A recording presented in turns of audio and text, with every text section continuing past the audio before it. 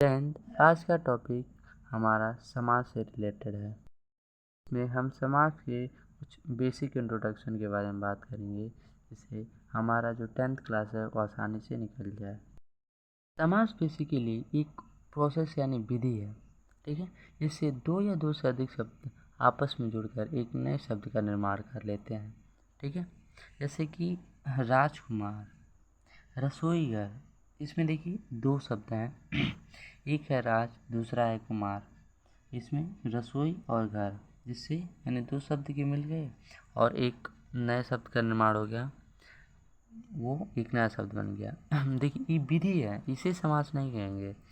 देखिए ये जो राजकुमार है ना, ये किसी और समास का उदाहरण है, ठीक है।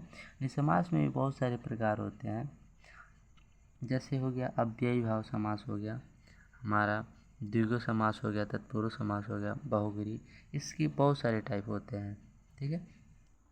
जिससे ये सारी विधियां हैं, यानी राजकुमार है वो किस समास के किस विधि से इसका निर्माण हुआ है, ये किस विधि में आएगा, ये सारी चीज़ें जो होती हैं वो समाज से रिलेटेड होती हैं, ठीक है। इनकी विधियों के बारे में चर्चा करने से पहले ये जो 3 से 4 टर्म जो हैं वो हमें जान लेना बहुत ही आवश्यक है। ये क्या है अब देखा जाए।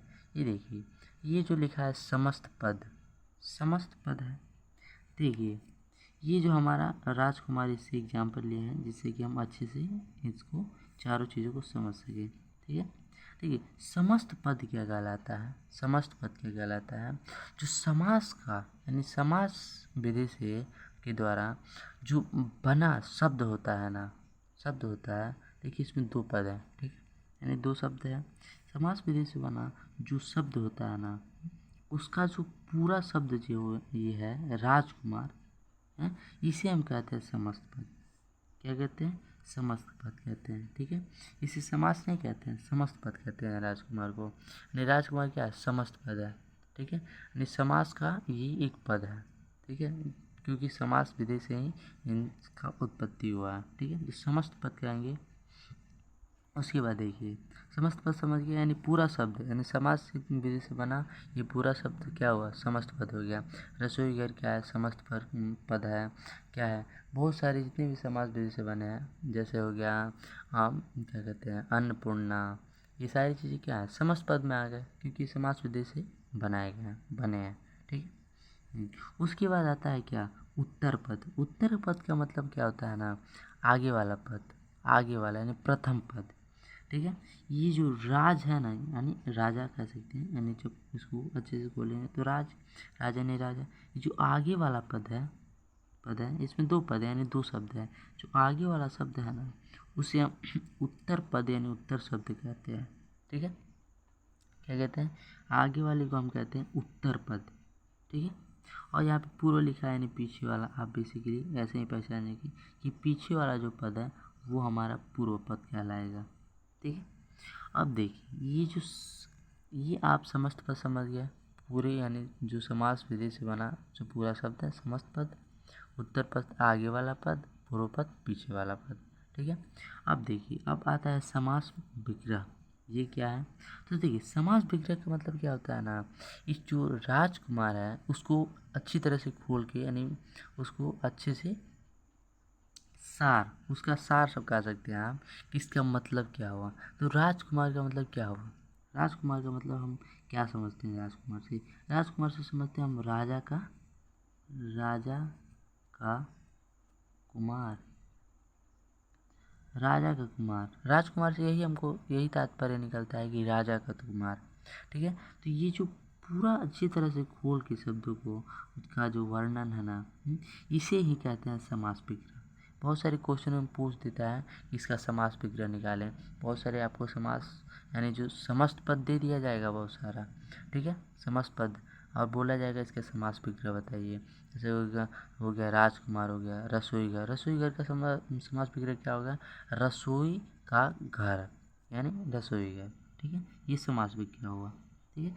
ये अच्छे से आप समझ लीजिए। अब देखिए अब आपको समास के जितने भी प्रकार हैं उसमें आपको कोई भी दिक्कत नहीं होगा, आप अच्छे से समझ जाएंगे, ठीक है। ये हमारा समास का प्रकार है। देखा जाए। पहले आता है अव्ययी भाव समास। अव्ययी भाव समास का मतलब क्या है? यहाँ पे देखिए अव्यय, अव्यय का मतलब अविकारी शब्द। अविकारी शब्द यानी जिसके लिंग वचन में कोई भी अंतर नहीं आता है। जैसे क्या होगा, जैसे घर हो गया। घर, घर क्या है? घर एक अव्यय है। क्या है ये एक अव्यय है। घर का क्या घर ही कर सकते हैं, ठीक है, नहीं कर सकते हैं, इसीलिए घर क्या है, एक अव्यय है।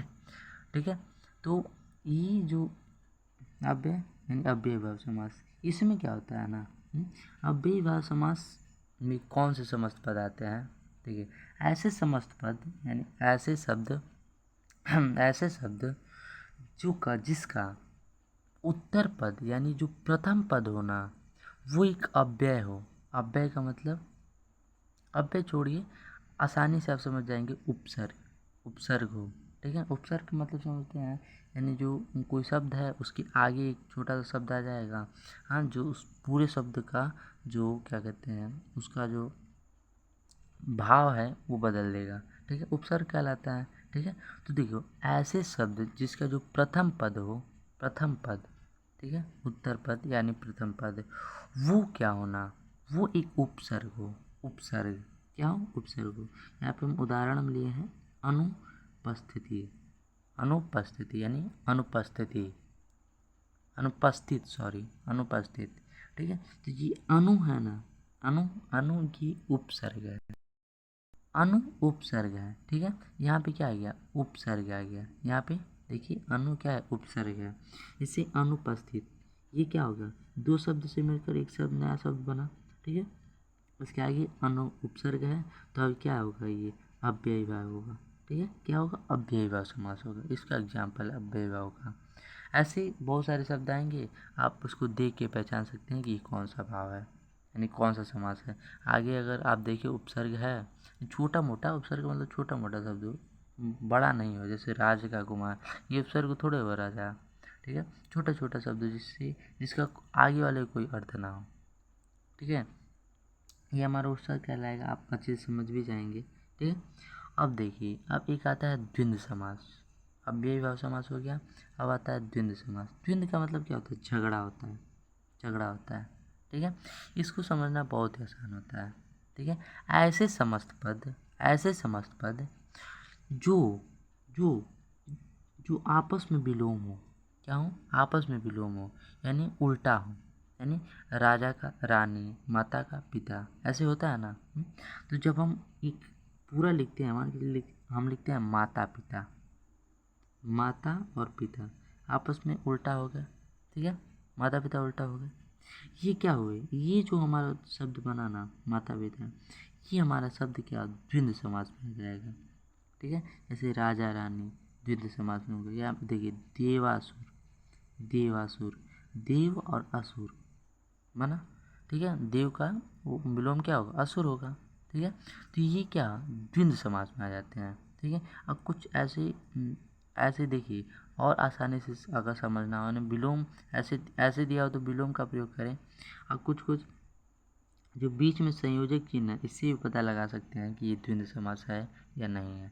ठीक है, जिसमें द्वंद्व समास होता है वो क्या होता है, उसके जो शब्द होते हैं आपस में विलोम होते हैं।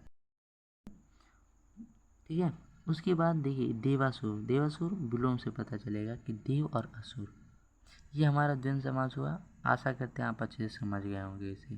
ठीक है, उसके बाद आता है तत्पुरुष समास। तत्पुरुष समास भी बहुत ही ईजी है। ठीक है, ये भी देखिए, इसमें क्या होता है, इसमें पहचानेंगे कैसे, मान के चलिए कोई एक समस्त पद है, यानी कोई एक शब्द है, शब्द है जिसका जिसका प्रथम पद क्या होता है ना, यानी तत्पुरुष समास को कैसे पहचानेंगे कि कोई एक समस्त पद है, उसका जो प्रथम पद है वो गौण होता है। गौण का मतलब क्या, उसका ज़्यादा वैल्यू नहीं होता है उस शब्द में, शब्द में ज़्यादा वैल्यू नहीं होता है। ठीक है, उसे कहते हैं गौण कहते हैं। ठीक है, तो प्रथम पद क्या होता है, हाँ, प्रथम पद की वैल्यू थोड़ा कम होती है, और जो पूर्व पद होता है ना उसमें प्रधान होता है, यानी हेड होता है। पूर्व पद क्या होता है, उसमें हेड होता है। पूर्व मतलब हम पीछे वाला, पीछे वाला, पीछे वाला पद क्या होता है, हाँ, इसमें पीछे वाला पद क्या हो गया, हेड हो गया। पूर्व पद क्या होगा, प्रधान होगा। ओके। तो पूरे पद का प्रधान होने का मतलब क्या, उसका जो वैल्यू है ना ज़्यादा होगा, यानी उसी से ही उस शब्द का अर्थ निकलेगा। जैसे कि ये देखिए कि जो राजकुमार हम लिखे हैं ना, राजकुमार इसी तत्पुरुष समास का ही क्या है, उदाहरण है।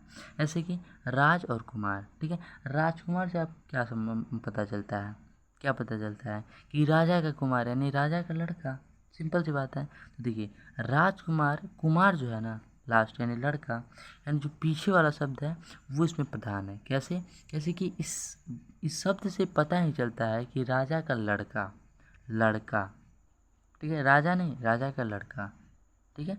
इससे आप पता कर सकते हैं यानी बुद्धि का उपयोग करके कि कौन इसमें प्रधान है, ठीक है। तो पीछे वाला है, जैसे कि हो गया कुरुक्षेत्र, कुरुक्षेत्र, कुरुक्षेत्र से आप क्या समझते हैं, क्या कुछ और कुरुक समझते हैं। कुरुक्षेत्र से मतलब लड़ने वाला क्षेत्र, क्षेत्र समझते हैं ना, कोई क्षेत्र समझते हैं ना। इसमें क्या है, जो पीछे वाला पद है यानी पूर्व पद है वो प्रधान है, वो हेड है, ठीक है। इसीलिए ये क्या है, तत्पुरुष समास के उदाहरण है। यानी इसमें क्या होता है, प्रथम पद की वैल्यू ज़्यादा नहीं होती, अब पूर्व पद की जो होता है वो प्रधान होता है। पूर्व पद मतलब पूर्व शब्द, ठीक है। इसके ही टाइप होते हैं क्या, द्विगु समास, ये बोर्ड में बहुत ज़्यादा पूछे जाते हैं। द्विगु समास और कर्मधारय, कर्मधारय समास, ठीक है। इसी के समास यानी इसी समास के उदाहरण होते हैं, ठीक है। इसमें भी यही काम होता है ना, जो पीछे वाला पद होता है ना वही प्रधान होता है, ठीक है। प्रथम पद गौण होता है। लेकिन द्विगु समास में क्या होता है ना, द्विगु समास में होता है इसमें संख्या यानी आगे वाला जो पूर्व पद होता है ना वो संख्यावाचक हो जाता है, यानी कुछ संख्या मतलब को दर्शाता है। जैसे अठन्नी, अठन्नी, ठीक है। द्वितीय, द्वितीय, ठीक है। तृतीय, ये सारे जैसे क्या कहते हैं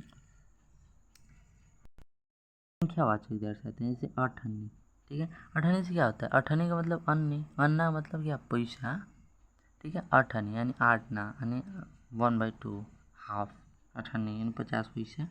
ये क्या दर्शाता है, अठन्नी अन्नी दर्शाया, अन्नी मतलब पैसा दर्शाया, ठीक है। लेकिन ये क्या है, इसमें संख्या है, संख्या 8 अन्नी, ठीक है। तो ये क्या द्विगु समास के उदाहरण होते हैं, ठीक है। कर्मधारय का मतलब जिसमें संख्यावाचक ना हो, सिंपल सी बात है, जब इसमें संख्या है, इस तत्पुरुष समास में संख्या है तो इसमें नहीं होगा। जैसे भुजदंड हो गया, राजदंड हो गया, ये क्या है, ये सारी चीज़ें कर्मधारय समास हैं, ठीक है।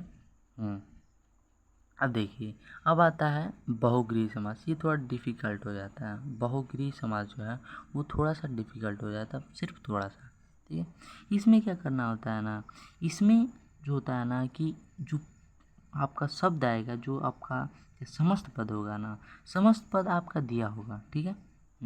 लेकिन उसका जो अर्थ है ना, अर्थ वो अलग हो जाता है। क्या हो जाता है, अर्थ अलग हो जाता है। यानी जैसे घनश्याम, घनश्याम से किसका पता चलता है, कृष्ण का पता चलता है, ठीक है। कृष्ण का पता चलता है। घनश्याम से किसका पता चलता है, कृष्ण का पता चलता है, ठीक है। यानी जो शब्द दिया होगा ना उसका अर्थ कुछ और होगा, कुछ और ही होगा उसका अर्थ, ठीक है। ये बहुग्रीही समास के उदाहरण हो जाते हैं। ये ज़्यादा पेपर में नहीं पूछे जाते हैं, ठीक है। ये ज़्यादा डिफ़िकल्ट भी होते हैं, जैसे कि इसमें ब्रेन लगाना होता है। जैसे लंबोदर, लंबोदर से क्या तात्पर्य है, गणेश जी का तात्पर्य है, तो ये बहुग्रीही समास में चले आएंगे, ठीक है। एक बात आप ध्यान रखें कि एक एक समस्त पद यानी कोई एक शब्द ना, हाँ, किसी दो या दो से अधिक समास के उदाहरण हो सकते हैं, ठीक है। उसमें दोनों के गुण भी पाए जा सकते हैं, ठीक है। इसीलिए आप कंफ्यूज नहीं होइएगा। मान के चलिए कोई क्या कहते हैं, कोई और शब्द मिल जाए इसमें दो उदाहरण हो यानी दोनों में वही उदाहरण हो तो कंफ्यूज नहीं होगा। आशा करता हूँ आपको ये जो वीडियो है समास का अच्छा लगा होगा। धन्यवाद।